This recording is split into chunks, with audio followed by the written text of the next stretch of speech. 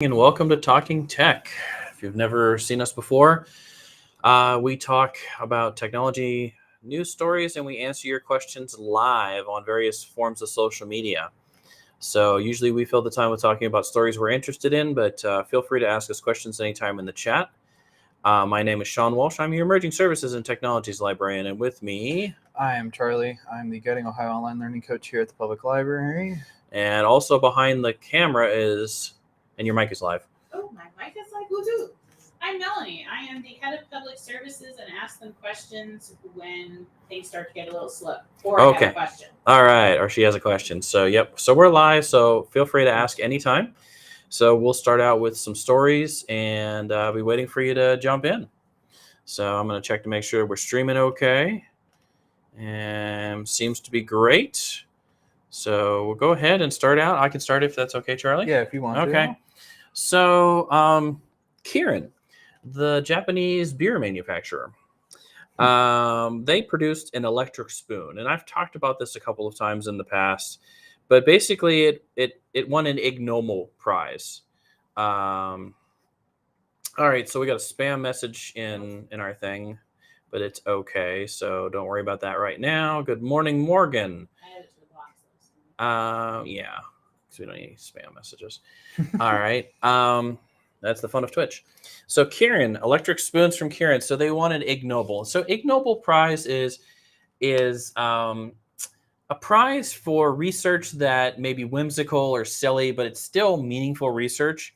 And so what the Kirin electric spoon does is it uses a slight electric charge to make you think that food is saltier without adding any extra salt.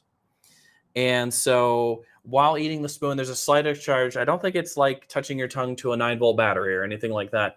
Slight electric charge that just seems to, basically release some more sodium ion kind of things going on. I'm not going to go into the exact details, but essentially your food should be tastier because of the spoon. So because salt adds taste. Hence why we use it, just like pepper and all that stuff. So theoretically, the Kirin electric spoon could be coming to your shelves sooner than later. In fact, so it'll be $127 because I was looking at the conversion from yen because it's 19,800 yen, which is $127. And probably this month will be out. So sales overseas will start. So sales to us will start within the next year. So that could be your killer gift for maybe the next holiday season is a Kirin electric spoon.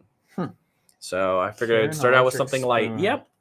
I'm a fan of their beer products. I've always liked that. So what you got? How about GameStop expanding into a new market? GameStop's expanding into a new market. Okay. All right. So mind you, it's still within the nerdy, geeky kind of stuff, video game related type stuff. But they're getting into rated Pokemon cards. Okay. Yep. Interesting. So they're not rolling out completely yet, but they're slowly but surely going to start rolling it out to other stores. But they're only taking, it was between like ratings of 10 to 8 on a scale for how the condition of the card is. It's not necessarily, here it is. Yes. For PSA ratings of 8, 9, or 10, meaning they're near mint condition or better. But they won't accept rarest cards valued over $500. I just see this. I see this fraught with nightmare. Anything, whether it's coins, cards, any kind of collectible, is such a weird market. But they are going to start selling singles cards for $1. Interesting. Yes. So I'll have to see how this plays out with maybe the local one as well if we ever get the we have a GameStop here in Madison, so we could we'll find out. We have a good relationship with them. Yes. So we'll see how that all plays out. But interesting. It's interesting because they've jumped into they were into the what was it? The oh no, I can't remember what they're called now because they were that bad. The blockchain stuff. Oh, okay. Oh no. Oh, they're collectibles. The the NFTs. Yeah, NFTs, yeah. Because GameStop jumped in there for a while and didn't go very well. That's a bad idea. But I mean, again, physical media stuff. Physical maybe. media is a better chance than the NFT stuff. I will agree with that one. Non-fungible tokens. Yeah. Yeah. Yeah. But we'll see. GameStop. Well, also GameStop went under the another stock raid. Oh as yeah, well yeah. over the I was going to talk weekend. about that a little bit after you were done talking. I mean, you can go ahead and do that one now yeah, if you wanted to. So there's now a thing called meme stock. So GameStop has been considered meme stock. Truth Social has been considered meme stock. Essentially the stock goes up not for any other reason than somebody on social media is promoting it.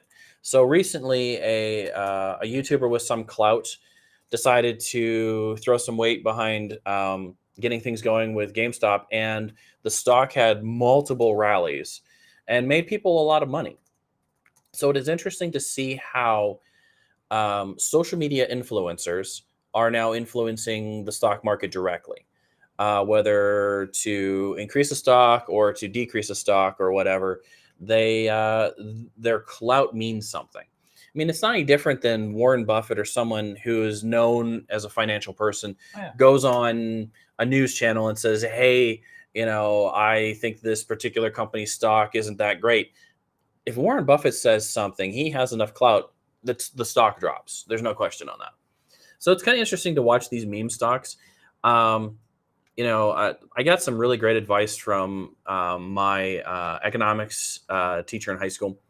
Basically, and thanks, Mr. Art, if you ever watch this. Basically, he said, hey, if you're going to play the stock market, you should be able to take that money in your hand, light it on fire, and burn it up. And if you're okay with that and it won't hurt you, then play the stock market. Otherwise, the stock market isn't for you. And these meme stocks, I mean, people could make hundreds of thousands of dollars and lose hundreds of thousands of dollars within minutes. Well, they closed that stock about 5 or 10 minutes after the fact that it happened. Mm-hmm. So no one could buy into it anymore. Yeah. There are some checks and balances built into stuff to prevent rises and falls and things like that. But I know multiple days it came up, and just the second it was released, it went up. It was fascinating to watch. So interesting. It was interesting. Yep. What else you got? How about EA's reported or is prototyping in-game ads?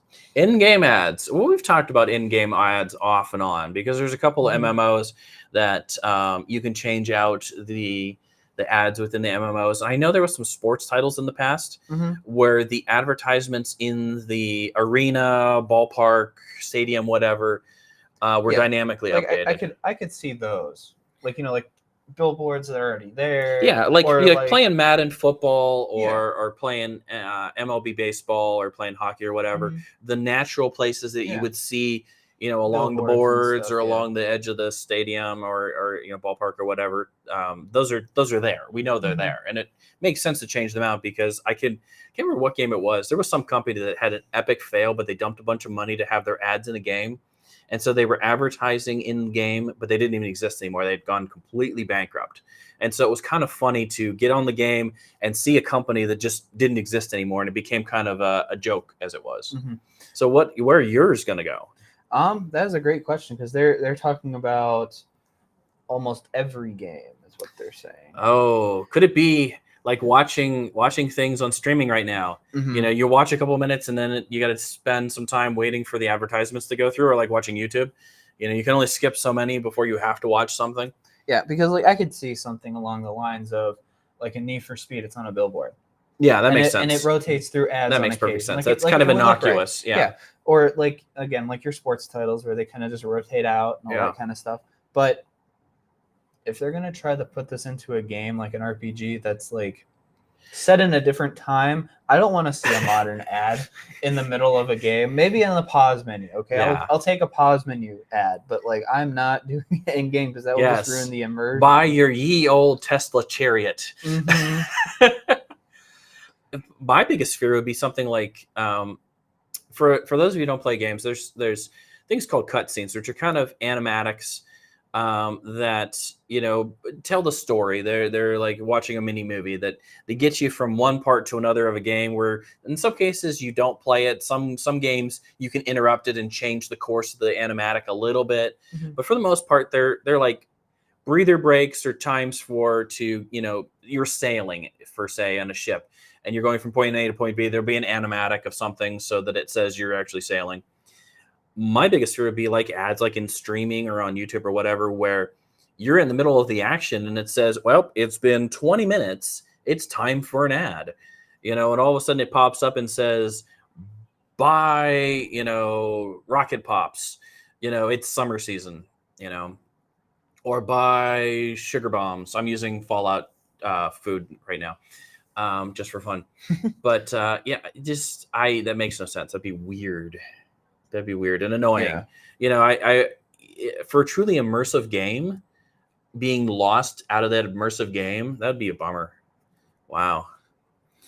Feel free at any time to ask your questions in the chat. I know some people have been in and out of watching us. Anytime, we're going to talk about news. So we talk about video games, but we also wander into other places. Yeah. So the EA thing definitely is seeming more like they're trying to incorporate in where they can, but they're not going to force it into games that it won't fit. Yeah, is what the I hope not. EA CEO is saying currently, because it would be just so weird. Well, that, or it's going to be kind of like mobile games where it's going to be like, if you want to do certain things, you have to wait 30 seconds and watch this ad. Yeah, the paywall, the ad paywall. Yeah. Yep. But yeah, that's essentially what they're looking at, is incorporating ads in places that interesting it would fit, but not necessarily. I still think that I'm waiting for the eyesore. Streaming thing to be annoying. So Google, they've been kind of keeping this one under wraps. I read about it, but it was kind of in the pretty far pipeline. So it's Project Starline. Okay. So Project Starline is 3D calling. Glasses free 3D video calling. Okay, so like hologram calling. Essentially, here's one of the reviewers who got to sit down with it. Yeah. Google's 3D video calling is the closest thing to a hologram I've ever seen.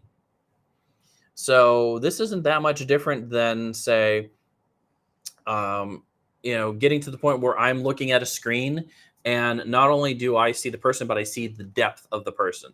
So if you've watched any 3D movies, whether you've gone to movie theater to see them, or you have a 3D TV at home, which I think is kind of almost bombed technology at this point. This is glasses free, glassless, meaning that I don't have to put any like special red, green, red, blue, whatever glasses on top to watch. Now, years ago, I talked about an ad from that was a company that was doing ads for like Snickers in New York City, and literally people were like dodging the candy bar because it was that realistic. It's in that zone of technology, so it's not that much different than Star Wars, where they open up the communicator and Emperor Palpatine's there, and it says execute Order 66, and it looks like there's a little figure there. We're kind of in that zone where we're at with this technology. It'll be that kind of immersive where not only do you have the person kind of floating there as a hologram, but like you got their environment too. So there's depth and perception of objects and rooms and things like that, making it more like you and I having a chat next to each other versus you and I having a chat on Zoom. So that's going to be kind of interesting to see. So it's Project Starline. So it'll be interesting. But yeah, it's Project Starline, the company's hyper-realistic video conferencing solution, is what they're billing it as. Hopefully it doesn't go dead like what was the other video conference thing that Google was doing for a while? Oh, Google's done so many waves. Google is famous for starting something and then it goes for a couple of years and then dies. At this point, I think most people don't realize that Google Gmail is still in beta and still in development. It is not actually a fully fleshed out product. And all the stuff the school uses, Sheets and all of that Google Classroom, it's all still technically in beta. It's pretty funny. It's always fun when you realize that you're actually working in a beta. And yes, exactly. Oh gosh, that's hilarious. So what else you got? Let's see. Feel free to ask your questions anytime in any chat form. Or drop it So- in as an email afterwards. In the next Android update, Okay. your phone will be able to detect if it's been snatched or not. Your phone will detect that if it's been stolen. Yes. Okay. Yes. So it's a new set of privacy updates that they're doing with Android 15. Mm-hmm. So if you're an Android user, this is something that's coming down the pipeline sooner or If later. you support Android 15. Exactly. Mm-hmm. But essentially, it's called theft protection. Uh-huh. And essentially, what it's supposed to do is that when you have it activated, it will notice if it's going into places that you typically don't go to. So understand, like, it's going to recognize if you're going to, places you don't typically go to if you go right back to a location. After Yeah, a like certain time. my phone knows I'm coming here to the library. My Exactly. phone knows the It's- various restaurants in it's Madison that I kinda frequent. just doing a Mhm. check on, okay, you've never been here before. Are you sure this is a place that you typically go to? That kind of thing. So eventually what it will do is it will lock up the phone and it won't let them access anything, supposedly. But essentially it's supposed to just kind of lock it down once it realizes that it's not in the hands of you anymore. Then it's also supposed to turn on the tracker and notify you that it is Mhm. here and this is where it is, all that kind of stuff. So, yeah. Oh, let's see. Works by recognizing the unusual motions that would indicate someone has yanked your phone out of your hand or on the table in front of you. Being able to access information on your device, screen object locks. The system looks for other signals to indicate foul play too. You'll be able to lock the screen for protection if someone tries to take it off the network to prevent remote. Huh. It's definitely an interesting little thing they got going, though. It'll be interesting because they're adding a lot of new security features to 15, which I'm kind of looking into. Yeah, security features will be interesting to see what happens when they add some of this. I can see my phone going, "Help! I have been abducted. Please call the nearest constable." Yeah. So it's even looking at it's even detecting okay, your phone's been picked up almost too quickly than you would typically pick it up. I'm pretty slow at picking up my phone some days. Exactly. Like, So- it's another email. Yeah, I don't want to they're answer saying it. it's like yoinking it, putting it in the Yoink. pocket, and running away. That Yeah. kind of thing. Like it detects like it's actually being. Don't parents run do away. that when their kids are misbehaving? You yank their phone. Well, Yeah. the only difference would be is that it's still within your possession, so it's not gonna necessarily. It's gonna still lock I don't know. like it should, Yeah, it's gonna. but you'd still be able to access it once you get it. I could see this back in more your like hand. you're out in a known public place based on geolocation if you have that on, and it says, "Hey, all of a sudden, I was going north, and then suddenly I went south at a high rate of speed." Mhm. There's going to be some oopses, and there's going to be some weird things like, Well, Yeah, but look my at- phone's gonna know. She always gets lost. She's now turned around. Oh well, we're just gonna let it go. yeah, well, there's that. I mean, like the crash detection for Apple They were was having. Do you remember this? so even Androids were doing this. They were doing when you would ride roller coasters Mhm. or do amusement park rides, it would detect the sudden shift and count it as a emergency call that you got into an I think accident. something came up. Can you? Who travel? Yeah, what does this mean for people who travel? Yeah, this is not that much different than your credit card company saying, "Hey, you're not normally in South Carolina. Why are you making these Mhm. charges?" There's gonna be some checks and balances. There's no question. Yeah. And again, this is a very early talk of some of these things. These are still beta Yeah, suggestions. well, extreme because, beta. Well, yeah. They're open stream, so you could subscribe and actually try these out yourself. Mm-hmm. The only thing is it's kind of locked behind a bunch of different things As right usual. now. But for right now, it's a test of what they want to do. Mhm. That doesn't mean that when it actually Android 15 fully releases, that's what it's actually going to Yeah. be. It could be completely different than what we see right now. Yeah, absolutely. I've so we'll seen see. I've seen some early Google stuff where I'm like, oh my, yeah, this is never gonna make it to market. Though so- sometimes it does, and Google Yeah. catches us by surprise for some Google reason. catches us by surprise. They're like, here, guess what? You're all guinea pigs. Yeah, It's fascinating. exactly. So this one's interesting. So too many newsletters in your inbox. Yeah, Okay. that does happen. Too many. It happens to all of us here, especially in library land. We get a lot of stuff. Too many newsletters. So a former Alexa engineer is using AI to turn your content into podcasts. So basically, the AI looks at your email, parses the newsletter, turns it into an audio file so that you can then listen to while driving, while exercising, wherever you would normally listen to a podcast. Any place that you would be listening versus physically reading. I know some people who put their their iPad on the treadmill and they're walking and they're flipping through stuff or whatever. But then I know folks who just totally put in the earbuds and listen to a financial podcast while lifting weights or going for a ride on their bike or whatever. So essentially that's what they're doing. It's using AI to go through and recognize what a newsletter is, taking that content, distilling it down into audio, and then putting it out technically as a personalized podcast. So, we get a ton of emails here. I get emails from various state agencies that I do have to read because, it has stuff to do with what we do here. And sometimes it'd be so nice if I could just go, okay, just read it to me, please, while I'm driving in the morning, So you don't have to check it when you get in. It's the ultimate TLDR, too long, didn't read. And I wanted to mention because there's a company that actually has been incredibly successful that uses a similar concept. So it's called Blinkist. And we talked about this almost maybe a year ago, maybe two. I don't remember this, but okay, go Blinkist, what Blinkist is they take books. Okay. Especially nonfiction. And they summarize them. Makes sense. As an audio. Okay. So it's like super abridged. And I was kind of interested in this for libraries. Say there's and we're not talking like a normal audiobook like a James Patterson. We're talking someone's book, like say heady something on species evolution of a particular microbe or something. Non-fiction so heavy duty stuff. But also ChatGPT for dummies. The Blinkist has done that. So it basically summarizes, or Bitcoin summarizes it. So this company has been really successful. So kind of this other one's going to be on the heels of that, summarizing your emails. So not only are they summarizing books, but they're summarizing your emails. Now, am I saying, that you should use Blinkist and not read books? No. But it's kind of an easy way to get the highlights of something you need to know very quickly. My best example was blockchain.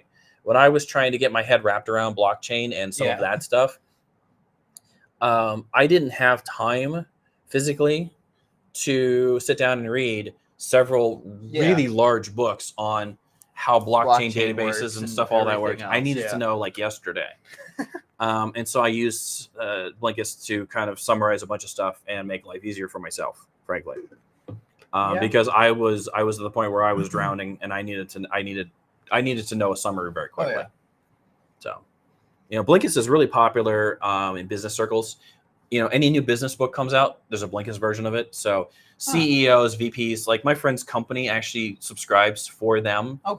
And says, here are the things I want you to listen to as senior VP. Because he's a senior VP level person. So I was going to ask if it was going to be you could choose what you want, or if it's going to just be you could choose what you want. Of his company says, thou shalt. This is his reading list for the day. Or listening list. That's interesting. It's interesting. His company is very progressive in some ways when it comes to that. So what else you got? Let's go. Let's just do another Android 15 to get it out of the way. All right. So some of the Android phones have always had this issue of being really, really loud when getting a notification. Oh, yes. So you leave it on a table and all you hear is exactly. It sounds like something's really going bad in your helicopter's house getting ready to land. Yeah, exactly. So in the new Android 15, you'll be able to turn on what's called adaptive vibration. So essentially what it should do, it should detect when it's on a desk and when it's on a softer surface like a couch or a chair or something like that. And it will actually turn the vibration up or down as it goes. That's convenient. Yes. So I don't know how it's really going to particularly understand what it is and what it's not. I guess a lot of this relies on the it's down the accelerometer. Probably it's literally right down here. Your phone's microphone and other sensors are used to determine sound levels and context. No data is ever recorded. is what. Yeah. So essentially, it's using the accelerometer and a couple other things to say, like when I put my phone on a table, there's an audible click. Mm-hmm. But if I put my phone on a couch, there's not an audible click for it to hear. The accelerometer can feel that little bit of, what am I looking for? Bounce. I guess I'll say bounce from a soft surface versus the sudden stop of a sharp surface or hard surface. Fascinating. Yeah. So it'd be handy for me because I have a habit of putting my phone on things. Yeah. And it's like, brah, brah, brah. Oh, I left it on top of my keys again. The whole world knows I've left it on top of my keys. And you forgot to turn on Do Not Disturb. Yeah. I was with a bunch of IT guys in a cabin this weekend for some trail riding. And, we all get stuff all the time. And it was pretty funny. Most of us have Do Not Disturb for sleeping time. Yeah. Except for a couple of the guys who have to get calls all the time. And you could tell when we all were waking up, our normal wake up times, because everyone's phone started going, brah, brah, brah. Because we had... everyone had their phones sitting on chargers throughout because there's only so many plugs. Yeah. So one guy had his watch and charger over there. I had mine over here. There were 7 of us in the cabin. And as everyone woke up, brah, brah, brah, brah, brah, brah. It just knew. Yeah. It was funny. It was funny. Yeah. Oh, that's good. But yeah, no, I think interesting. It'll be nice because then eventually if it works out the way it does, you'll be able to hear it sort of kind of on harder surfaces, but then you'll be able to hear it when it's on a couch. Yeah. And you're like, wait, where did I leave my phone? my first experience with the phone with vibrate back in the day. I've done that. I fell asleep with it. Yeah. And had this dream I was being stung by wasps because my phone was literally vibrating. And I woke up out of the dream thinking I was being stung by wasps and realized, oh, that's the phone vibrating. Actually, it might not have been a phone. It might have been my pager. I can't remember which, because the pager, my pager could vibrate to shatter glass. Let me tell you, it was something. It meant it. It was funny. It was old school Motorola hardcore. You could it would survive. My dad used it to would have one of those survive for the a fire bomb department. and come back and be fine. You could drop it out of the space shuttle and it'd land and be like, burp, burp, you got a text. So I've got a couple Uber stories. Okay. So Uber Shuttle and Uber Caregiver. So Uber Shuttle, basically they're looking at targeting sporting venues, concert venues, airports. Oh, okay, so a shuttle to set events. And so to and from. To and from, yeah. Okay. So instead of, trying to book that shuttle to go from the Orlando airport to Disney, and, working with a traditional shuttle company or whatever, Uber is actually working with local shuttle services. Okay. Okay. And it's commercial drivers licensed. It's not just me or you, right? Me and you in a maxi van. Yeah. A 12-person maxi van just driving around. But yeah, so what it is and a lot of shuttle companies have terrible web interfaces. Uber is a known factor, and people have Uber, the app. They're used to using it. So theoretically, your family. I'm using Disney as an example in Disney World. You land in the Orlando airport, you go to the Uber thing, you say, I need a shuttle, or you had it before you even left the airport. I need a shuttle at X time. I have 5 guests and we're going to Old Key West Disney property, or we're going to some hotel or somewhere, or along the lines, hey, I'm going to the Browns game. And, I am leaving my car at some parking ride and we have 6 people. Pick me up in the shuttle to take me to the tailgate lot or to take me to the stadium, drop me off there. When the game is over, I will be picked up at X time at X location. You take me back to my car thing. Could you imagine leaving? I think all of us in this room have left some venue where you've driven and you're like, I will be here for the next 2 hours just waiting to leave. Yep. Because I drove myself, I can remember leaving. I can't remember what they call it now. It was Star Lake Amphitheater in Pittsburgh. And we left a concert. The concert was over at 2 a.m. Okay. We left the parking lot at 4 a.m. Yep. And then there was an additional 2 hours or so to get home to my house. So you didn't get home until about 6. So I was the only conscious person in the car. Everyone was sleeping because it was a festival. Okay. So we started at 8 a.m. the previous day. Yeah, so it was like being awake 24 hours. I was not going to work. That was back in the day. When I said Star Lake, it even probably listeners probably know exactly what time frame that was, and it dates me Oh gosh. a little bit. So yeah, so that's Uber Shuttle. Now Uber Caregiver, I like this one. I like this one a lot. So users who rely on caregivers. So we're talking about people who have disabilities or older folks who are not able to drive for whatever reason, that need transportation to get to medical appointments, to pick up food, to do whatever. They may not have delivery service or whatever. They may want to physically, there's a lot of people who don't like food delivery because they want to touch, smell, interact with their food. And I don't fault them. I don't do food delivery because of that. Or not cooked food, but grocery delivery. Thank you, Molly. So Uber Caregiver, basically they can use the Uber app, and it creates a three-way chat between the drivers, the riders, and the caregivers. So say folks who maybe have a caregiver because they live in a group home facility. That caregiver, the rider, and the driver are all involved in the conversation. So the rider knows what's going on, the caregiver knows what's going on, and the driver knows what's going on. So they know to pick up Betty at the group home, and Betty is going to go to a hospital visit for some tests, and then Betty is going to return home, or maybe Betty is going to stop at one of our local grocery stores before returning home. It keeps that connection between them. Okay. And everyone is in the loop. I like this. There are entities that exist. I mean, we have Dial-A-Ride in our area. But again, Dial-A-Ride doesn't involve the caregiver sometimes. It isn't that three-way chat for someone who may not be completely able to make all of their decisions on their own, or may need additional assistance, that having that caregiver is important. So I kind of like this. And like where I live, there is no public transportation. You have to go somewhere to get to public transportation. Then you can get public transportation, but it's not, there's nothing that comes out to your homes. Now I know there's they call it a community neighbor program, and I'm not overly familiar with it, but I know several of the counties have them near here, where it is a maxi van that comes pick you up. It's a commercial driver, but they come pick you up and you schedule it. Probably similar to Dial-A-Ride. Where they go out and they pick up people and take them to the doctor's appointments. Yeah. But here's the other part of it I really thought was cool. So aside from the three-way chat, Uber said the user's insurance benefits can be applied when applicable to help minimize the out-of-pocket costs.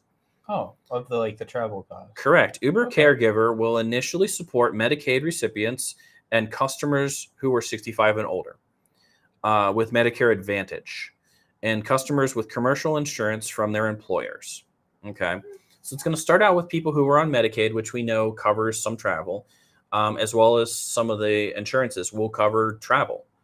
And so what they're going to do is it's kind of an insurance thing. They're going to, we're here to pick you up for Uber Caregiver. We may need to scan the copy of your insurance card ahead of time or whatever. But theoretically, this could, for a lot of people, open up their world. They don't have to wait for their neighbor to be home from work, or a child or grandchild to be around to take them around, or if they're normally driving themselves, but it is getting to the point in the season where it's harder to drive for some folks because of weather. That now opens up a world. I would love for Uber Caregiver to make regular trips to every public library in the United States. Because that's an outing, senior centers of public, because that's an outing for some people to get contact with other human beings when they live alone, and or feed their brain, get puzzles, get newspapers, get books, get audiobooks, get movies, get video games. What the heck? We do home delivery, but some people want to come out and touch things. That's why we do lobby stops and things here now. Yeah. To bring the media to someone, to give them a choice. Yeah. So I like this. I'm all for this. Yeah, I find it interesting. So what you got? How about if you own an iPhone 7, you could be a part of a $35 million Apple settlement. Yeah, there's been a couple settlements recently Yeah. that theoretically a lot of people are available for or eligible for, but you've got to do paperwork. Well, You've yeah, got to you fill have to out do paperwork, fill you have out to fill out stuff, the forms, and all and that you stuff. know you're not getting the $35 million. You might Oh, get gosh, $6. no. Actually, so it's a settlement pool of 35 million. But you can get anywhere between at least 50 At least 50. to Wow. $394, depending on What if you claim. what you had to do to get the phone to work, because this was for Oh, a wow. speaker problem Mm-hmm. that Apple acknowledged. Where was it? Oh, what was it? Where is it? It's here somewhere.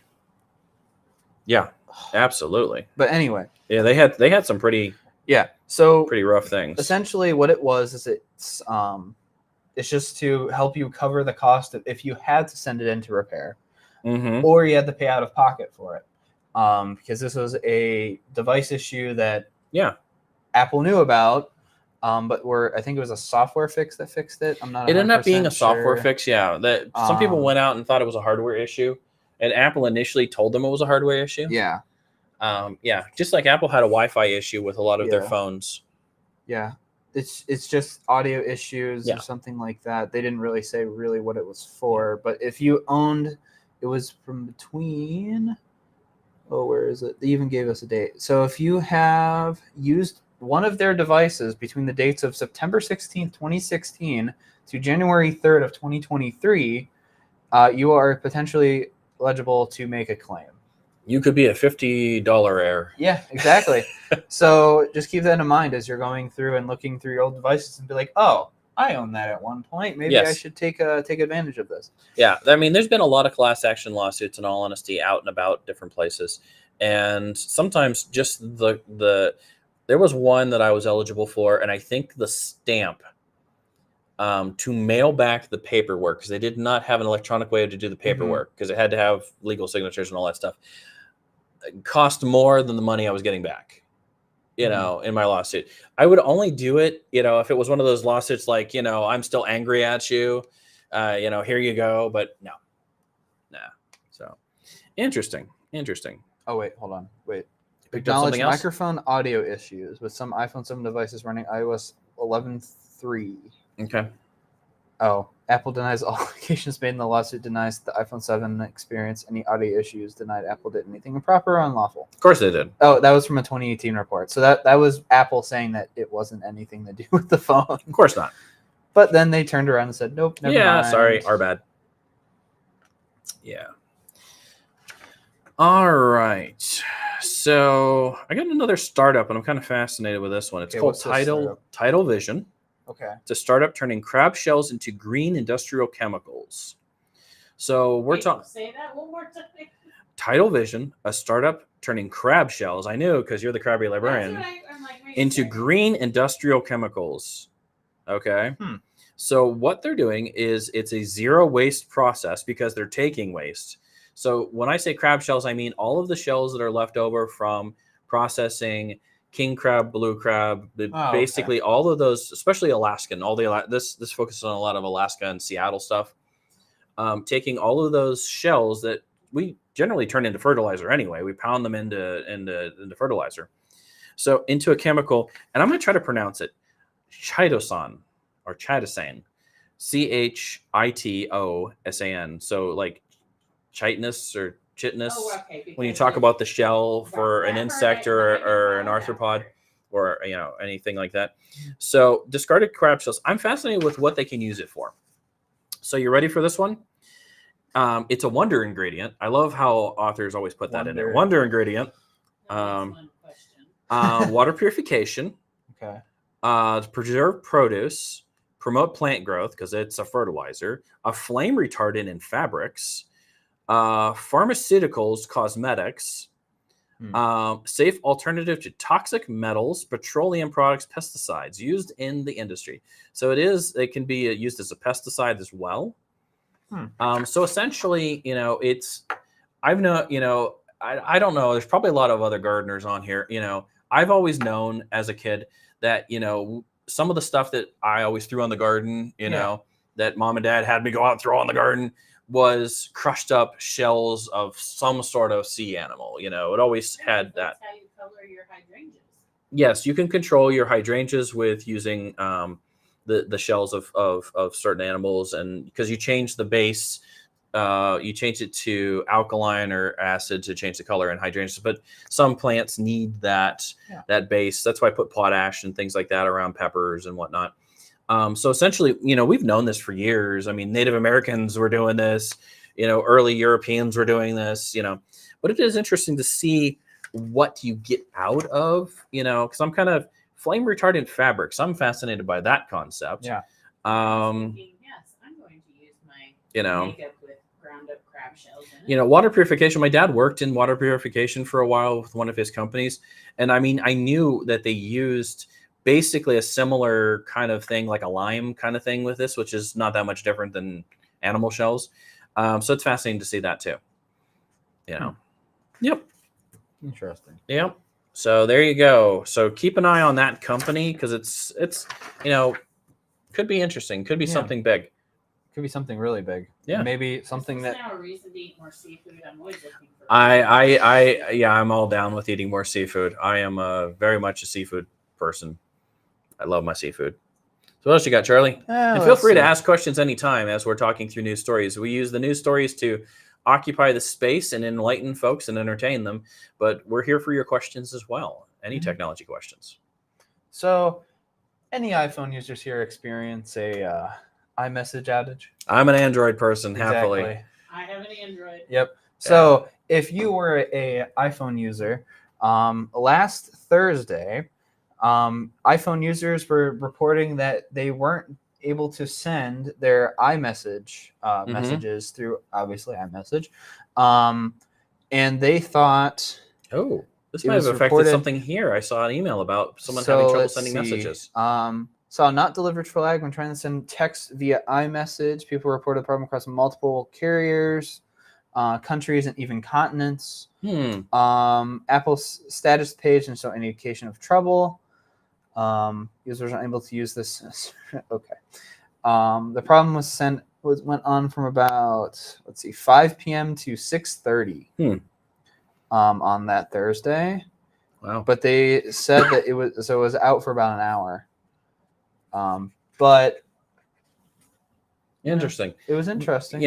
I mean, because I know I had a couple kids come in to the LAN party the next day having iMessage issues, and I thought maybe the outage was still going on. So maybe it wasn't. Well, it could be a hiccup. It could also just be while the three of us are Android users in here, doesn't work very well here anyway. iPhone is still, iOS is still a huge chunk of the market. Oh yeah, and it being down is a significant issue. Interesting.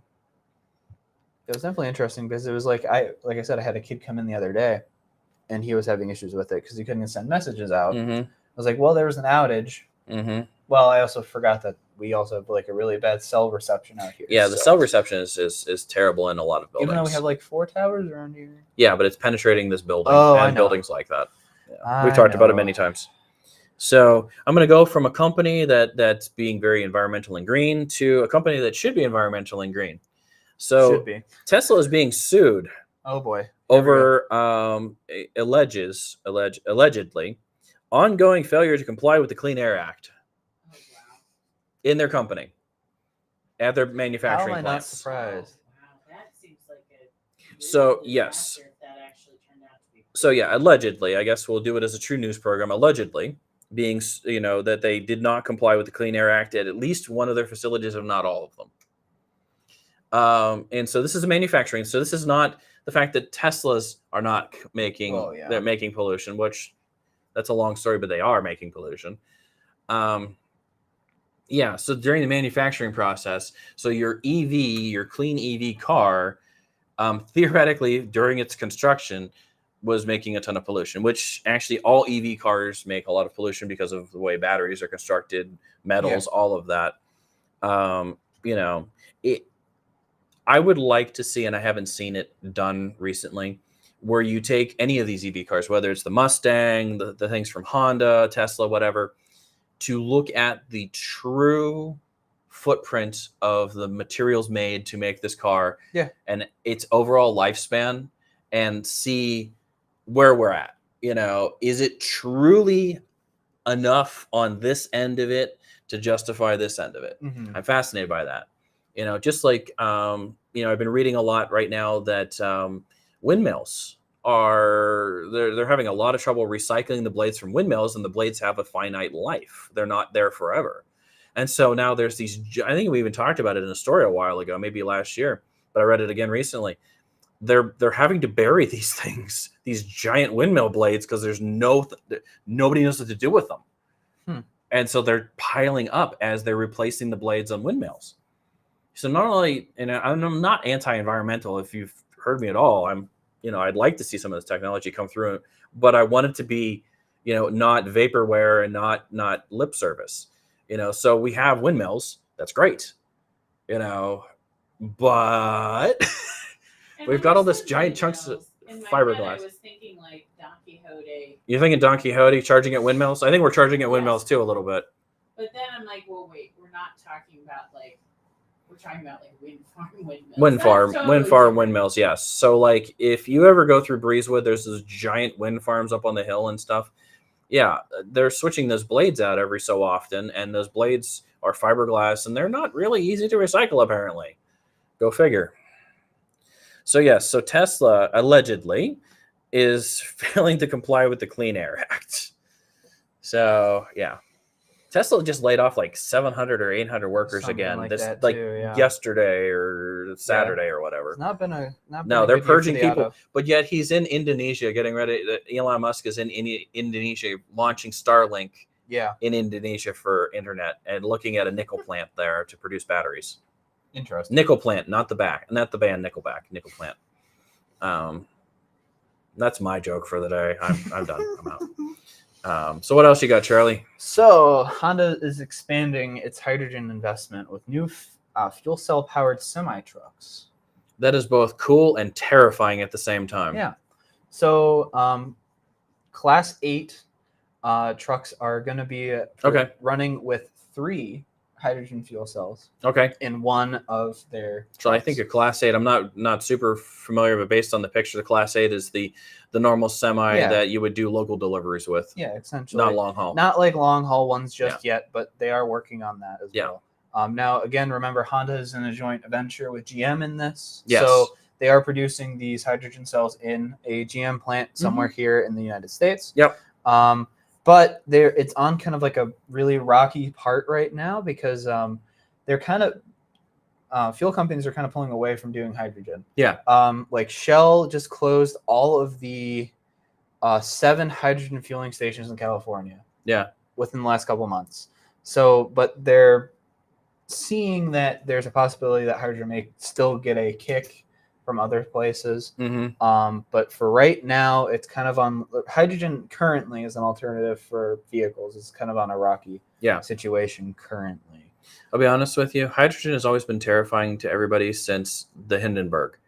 Well, I mean, actually, that was my question. I was trying to wait to see if Charlie finished more of the story because my thought would be, wouldn't that put you having to take the hazardous materials routes around certain metropolitan areas? Essentially, a hydrogen fuel cell is an explosive device. It's a flammable thing. It's the same as carrying a propane cylinder around. But cars are also flammable devices as well. You've got a gas tank with 15 gallons of extremely flammable liquid in there as well. I think the thing is with hydrogen, what freaks people out is literally going back to the Hindenburg. People have been terrified of anything to do with hydrogen since then. And to be honest with you, some nuclear reactor accidents are because of hydrogen as well. It's not the nuclear reactor that actually went off.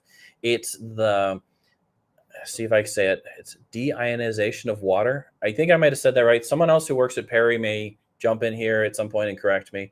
But essentially, in the reactor, water is being split down to oxygen and hydrogen.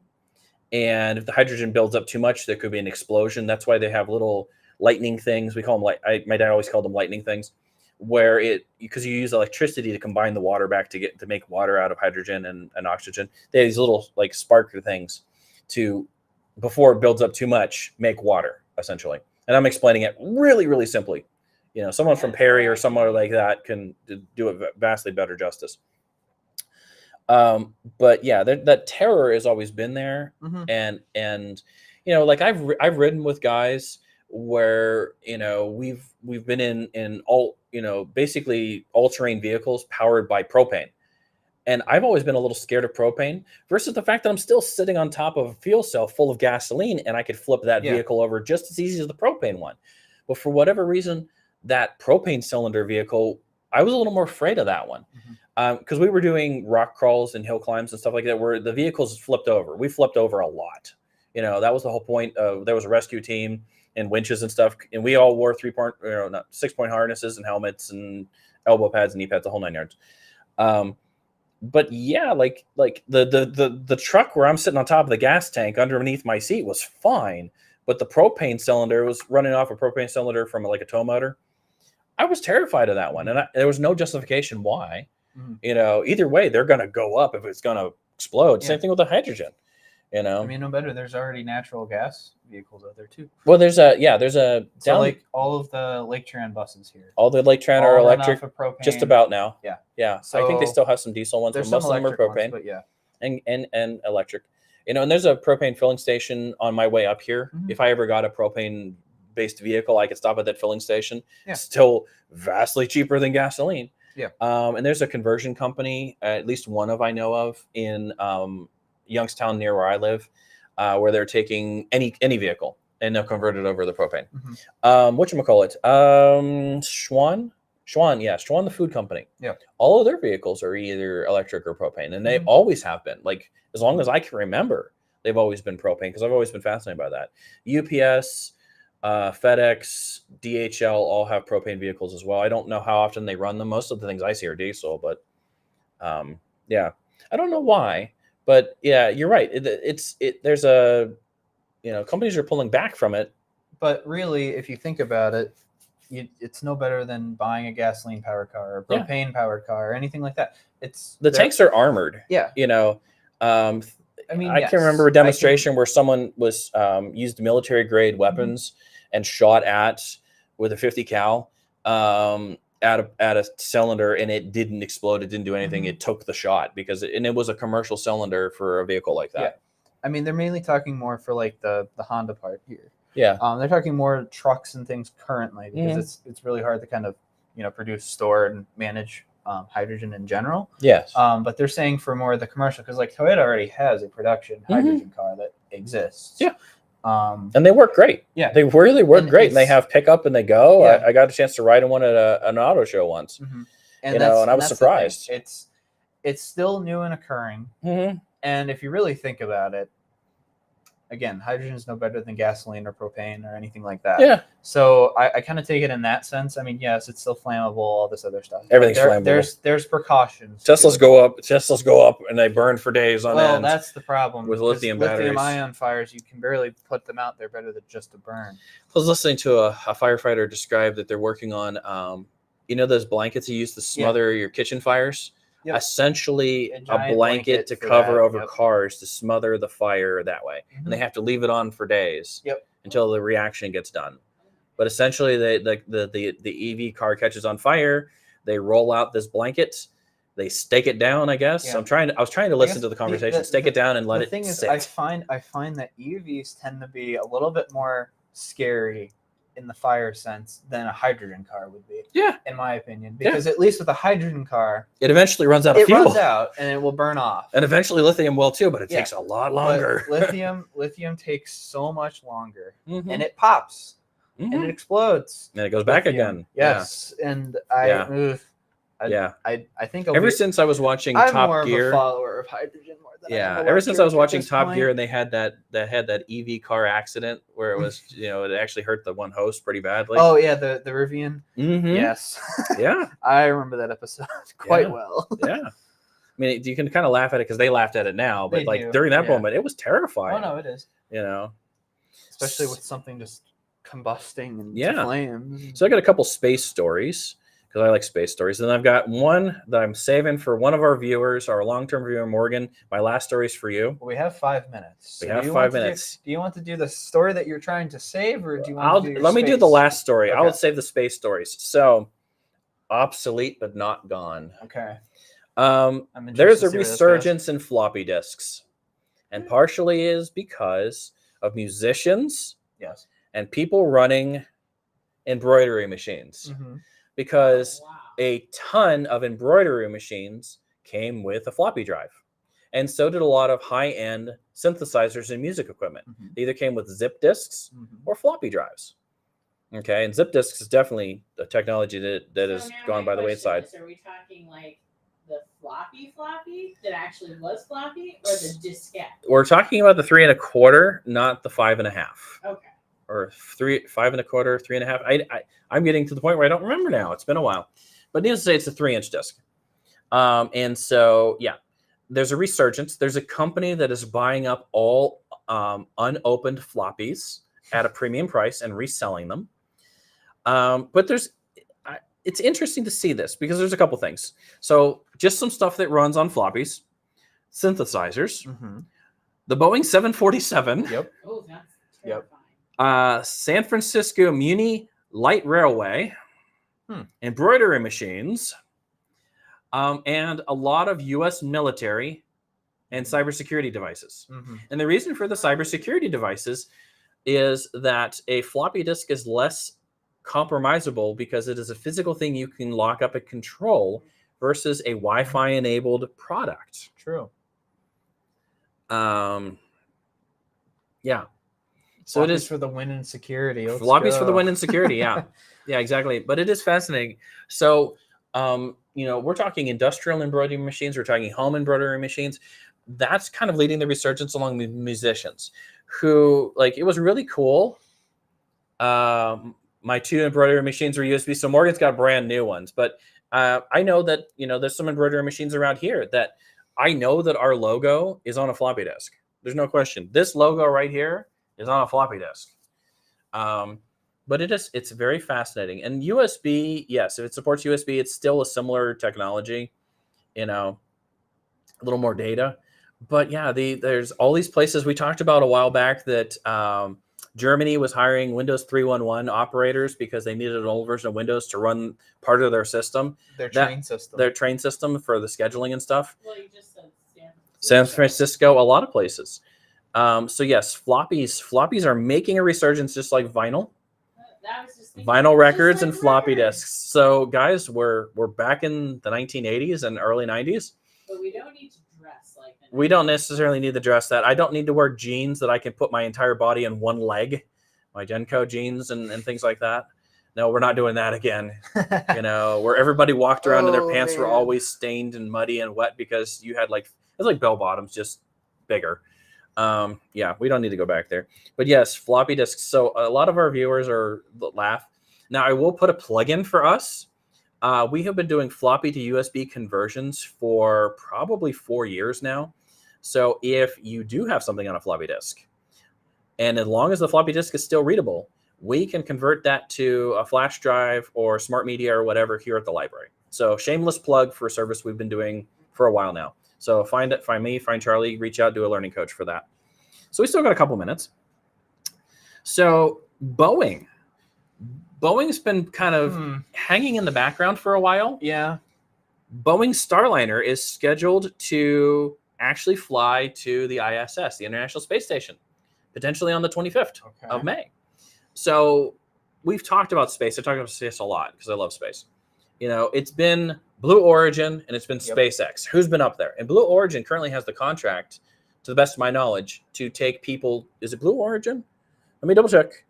SpaceX. No, SpaceX. I'm sorry, not Blue Origin. SpaceX. SpaceX has the contract to been flying people to the ISS because we used to use the Russian space agency, and since we're not getting along with them right now, that's been an issue. So Boeing is finally, they're approved. They're going to be flying astronauts to the space station, and all of these capsules, probably using a floppy disk, actually using technology that predates the floppy disk, because all of their capsules look like the capsules that we put people up into the, that Glenn rode in, and Okay. Shepard, and all of those famous astronauts, they all look like gumdrops. It's they call it the gumdrop space capsule. It's the Freedom 7 and all of that. That's what we're using. We're not using space shuttles because we found issues with that. So we're back to these things you mount on the top of a rocket that looks like a gumdrop. Yeah. That comes back down to Earth with parachutes. So Boeing is back. So now we're going to have a 3-way basic race between Blue Origin, SpaceX, and Boeing. Now, again, I got to double check. Yeah, SpaceX, so Dragon, and Boeing, whatever the heck, it's Starliner. Those are the two that have ISS privileges right now. Blue Origin does not for some reason. I don't know why. I've never researched that. So yeah, but I do have a story about. I think Blue Origin is more commercial funness. Yeah, Do you want I like to do the your fun. last story? I am going to do my last story. It is 12:30. I'm going to do my last story. My last story is 90-year-old Ed Dwight becomes the oldest person to go to space. And why Ed Dwight is significant is he was the first potential African-American astronaut. He was not chosen to go for some reason, and I'm not sure why. I don't know the history on it. But he was in the same as all the other astronauts, the same program, same everything. And like other candidates, he was not chosen to go. But at 90, he flew with Blue Origin, Jeff Bezos, and is now the oldest person, which I think beats out John Glenn, as the oldest person to go to space. So it's very cool. I like this. To me, this is kind of, regardless of a lot of things, when there was a lot of people that got passed over to be astronauts. I would love to see every single person who went through the project, who helped get us to the moon, get us to space, get a chance to go up at least once and see the world from space. I would love to see that. And, That'd be cool. I think some of the women who that the movie Hidden Figures is based on, I think some of those women have passed away. Yep. Well, that would be cool to see one of those women go up into space and see the world down. There's a lot of men and women who all did so much work. It'd be cool to send them all up in a shuttle and be like, see what you did. There you go. Look at this. Yeah. This is awesome. You did this with slide rolls. Yeah. See what the world looks like. I'd be cool with that. So I'm going to go on something happy. To me, this is happy seeing it. The other thing is, I still got time. This gentleman's 90 years old. Yeah. I'm 45. I still got time. 45 more years. I got 45 more years to get up there. Yeah. I got time. So with that, thank you for watching or listening to when this is going to be a podcast. It is a video podcast too. So it is streamed out there. You'll see us on all of our streaming platforms. Feel free to ask questions, comments, anything like that. We catch them later. So thank you for joining. My name is Shawn. I'm Charlie. And I'm Melanie. Have a wonderful day.